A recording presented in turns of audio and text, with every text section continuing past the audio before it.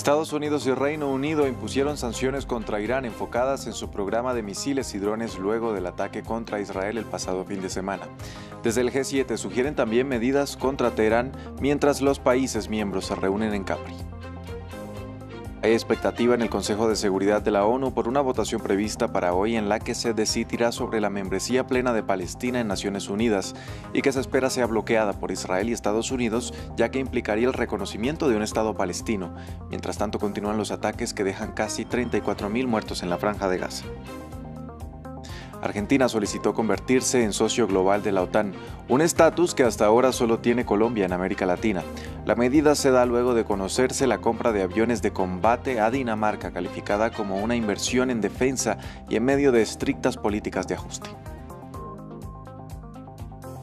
Hola, ¿qué tal? Bienvenidos a una nueva emisión de noticias en France 24. Los saluda Andrés Mesa Muñoz. Empezamos hablando de Estados Unidos y Reino Unido, que impusieron nuevas sanciones contra Irán como represalia al ataque aéreo a Israel el pasado fin de semana. Las medidas están enfocadas en personas y entidades involucradas en el desarrollo de drones y misiles de la República Islámica. El presidente Joe Biden dijo que había ordenado al Tesoro estadounidense continuar imponiendo sanciones para degradar aún más la industria militar iraní. Mientras tanto, desde una reunión en la isla italiana de Capri, los ministros del exterior del G7 también pidieron medidas contra Teherán. Al margen del mismo encuentro del G7, en el que también se discutió sobre la guerra en Ucrania, el secretario de Asuntos Exteriores de Reino Unido, David Cameron, sugirió aprovechar la incautación de activos rusos para proporcionar ayuda a Kiev. Lo dijo mientras los líderes de la Unión Europea se reunían en Bruselas, desde donde expresaron su compromiso por satisfacer las necesidades de Ucrania.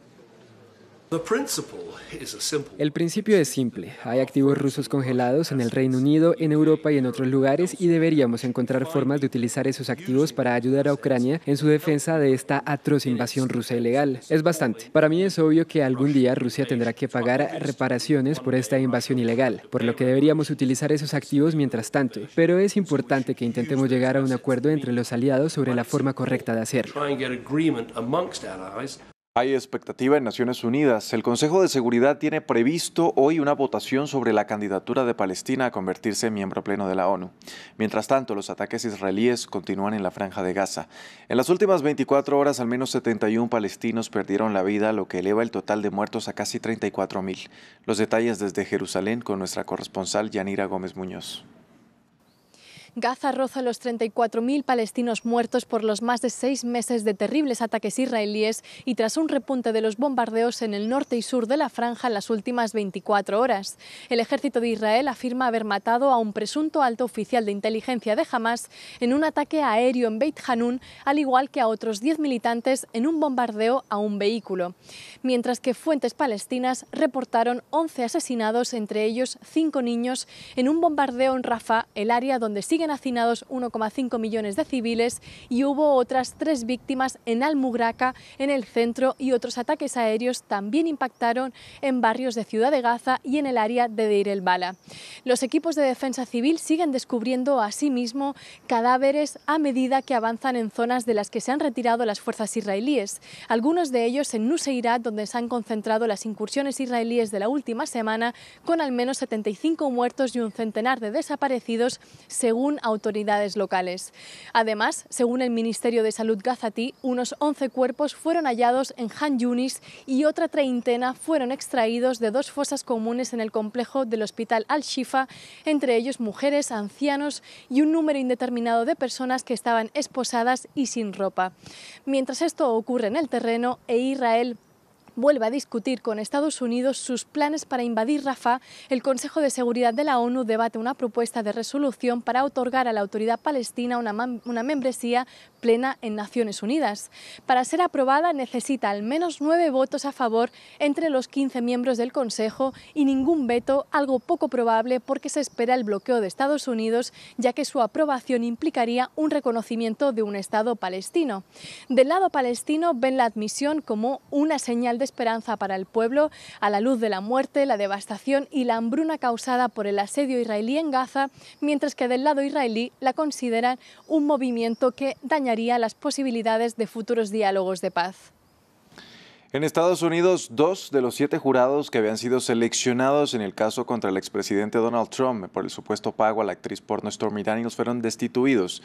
Uno de ellos por expresar dudas sobre su incapacidad para ser justo e imparcial, y otro luego de que los fiscales expresaron su preocupación de que no habría sido honesto al responder las preguntas de selección cuando dijo que no había sido acusado ni condenado por un delito. De esta manera el grupo se reduce a 5. Para dar inicio formal al juicio deberán escogerse 12 jurados y 6 suplentes.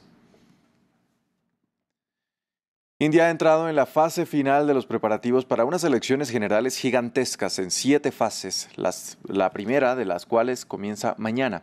La Comisión Electoral tiene que crear más de 1 millón de colegios electorales para la nación más poblada del mundo.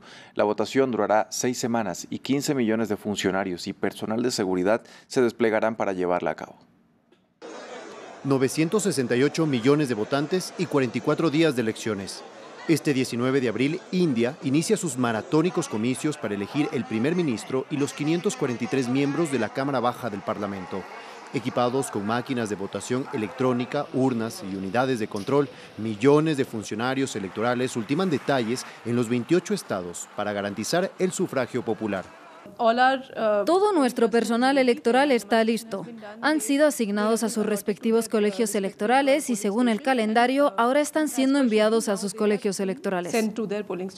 Los funcionarios viajan por carretera, en barco e incluso helicópteros militares a zonas remotas del escarpado Himalaya y la circunscripción central india de Gadchiroli-Chimur, asolada por la violencia maoísta. Es un terreno geográfico muy difícil, un reto por la inaccesibilidad y, por supuesto, el reto más importante es el del extremismo de izquierda. Con un total de casi 970 millones de votantes registrados, son las elecciones más grandes del mundo y de la historia. Para facilitar la logística, las votaciones se escalonan en 44 días. 102 de las 543 circunscripciones votarán el viernes en la primera de 7 fases. La segunda fase será el 26 de abril. La votación se cerrará el 1 de junio y los resultados se contarán y anunciarán 3 días después. Esta semana en France 24 dedicamos una serie de reportajes a los conflictos invisibilizados por la guerra en Gaza y en Ucrania. Hoy hablamos de los Rohingya, la minoría musulmana de Myanmar que sufrió una limpieza étnica en 2017. Esta comunidad fue despojada de sus derechos ciudadanos en los años 80 y fueron obligados a huir a países como Bangladesh o Indonesia. Marta Moya con los detalles. Apátridas despojados de sus derechos y víctimas de reiterados abusos. Los Rohingya, la minoría musulmana de Myanmar, continúan su travesía en el Mar del Olvido casi 7 años después. Un naufragio a finales de marzo camino a las costas indonesias terminó con 70 de ellos muertos o desaparecidos, según ACNUR. Muy triste, todos estamos muy tristes, tenemos mucha hambre y sed. Esto ha sido muy duro, nos sentimos muy estresados. Indonesia se ha convertido recientemente en el país de acogida de los rohingyas que huyen de Myanmar o Bangladesh. En 2023 lo hicieron 2.300, un número que supera las llegadas de los 4 años pasados de manera combinada. Cualquier solución a la crisis actual requiere condiciones que permitan a la gente de Myanmar ejercer sus derechos humanos libre y pacíficamente. El fin de la campaña militar de violencia y represión política es un paso vital.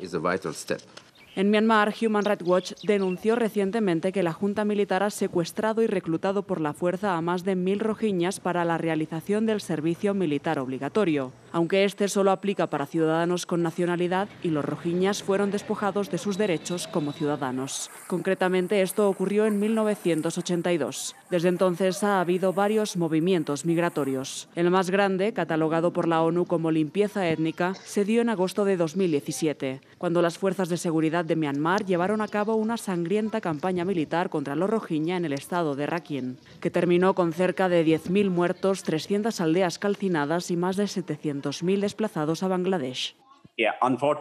Lamentablemente, ni un solo Rohingya ha podido regresar todavía debido a la falta de voluntad política y de una acción decisiva por parte de Myanmar para crear las condiciones y el momento para el retorno.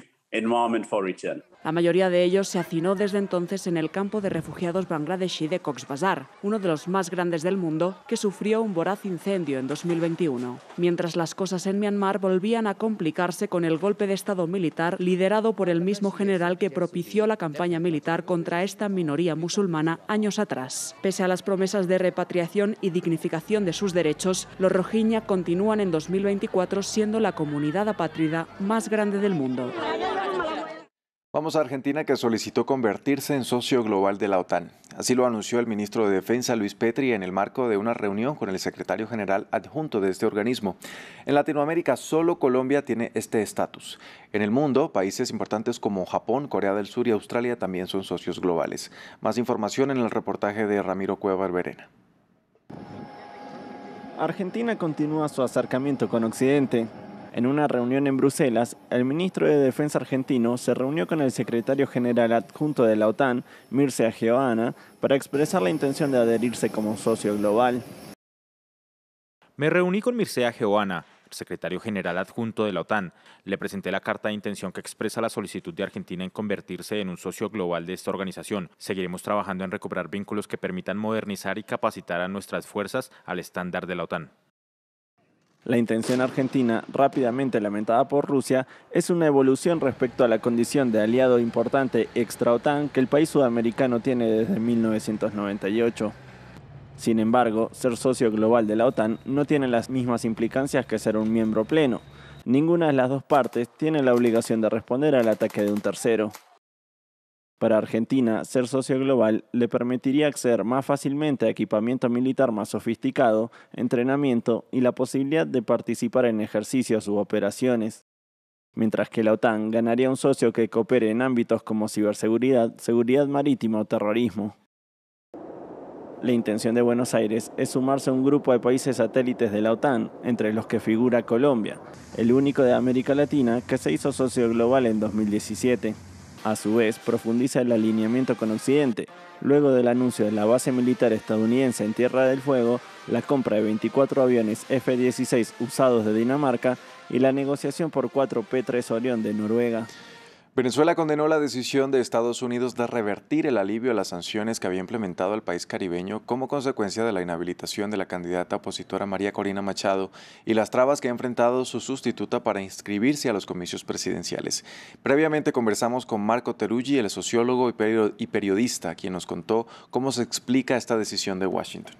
Bueno, en primer lugar creo que hay que ver todas las partes de la decisión que tomó el gobierno de Estados Unidos, es decir, revoca la licencia 44, que era la que permitía el comercio con el petróleo y el gas venezolano para cualquier país o empresa que quisiera hacerlo, pero deja una puerta abierta para que haya licencias particulares, es decir, aquellas empresas que quieren seguir comerciando con Venezuela deben pedir autorización y que se les permita seguir haciendo esas operaciones. Así que hay que ver qué pasa con eso.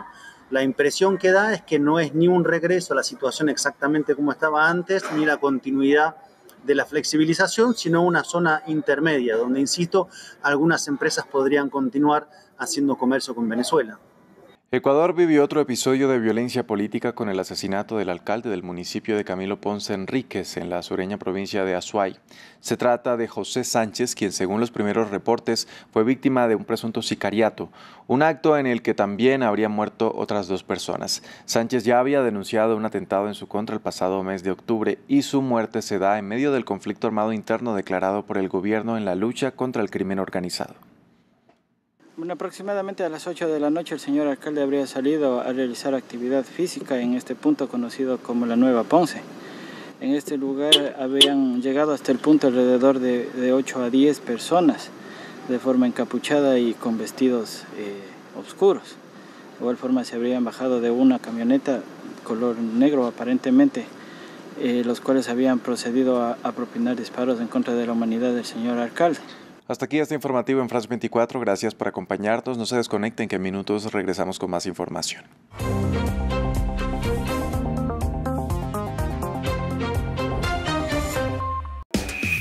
La Feria Internacional del Libro de Bogotá abre las puertas de su edición número 36 a todos los amantes de la cultura, el arte y, por supuesto, la literatura.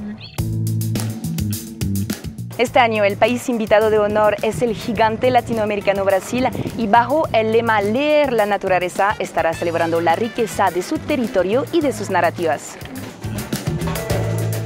Más de 250 invitados provenientes de 25 países se dan cita aquí para compartir con sus lectores. Acompáñenos en esta cobertura especial por France 24, france24.com y nuestras redes sociales.